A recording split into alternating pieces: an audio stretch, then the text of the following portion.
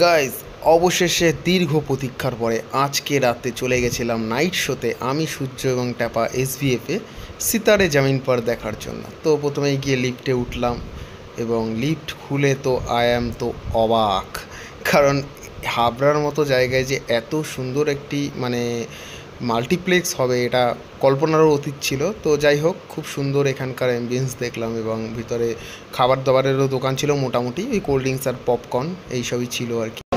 সূর্য high বলে দে, ও high বলে দে।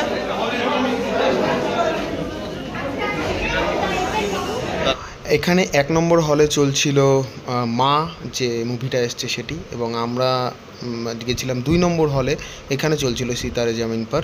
তো অবশেষে কিন্তু আমরা চলে এলাম, আমি সূর্য আর ট্যাপা তিনজনে নাইট শোতে।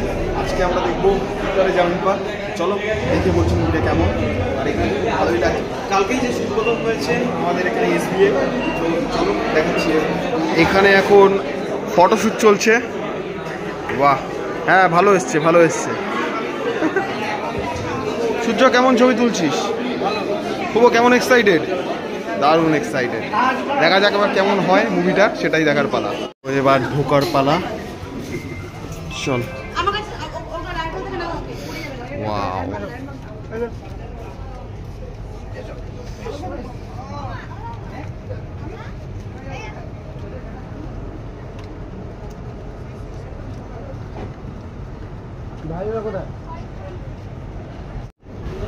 নটার শো যে এত ভিড় হবে এটাও কিন্তু ধারণা করা যায়নি, কারণ 9টা বেজে গেছে অলরেডি। কারণ মুভি শেষ হতে হতে প্রায় 12টার কাছাকাছি বাজবে। তবুও লোক দেখো, ভালোই কিন্তু লোকজন হয়েছে।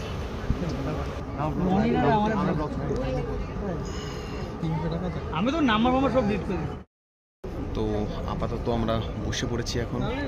সূর্য সূর্য ঠিক আছে, এখন ছবি তোলার পালা। তো অবশেষে আমাদের শুরু হয়ে গেল আমাদের মুভি।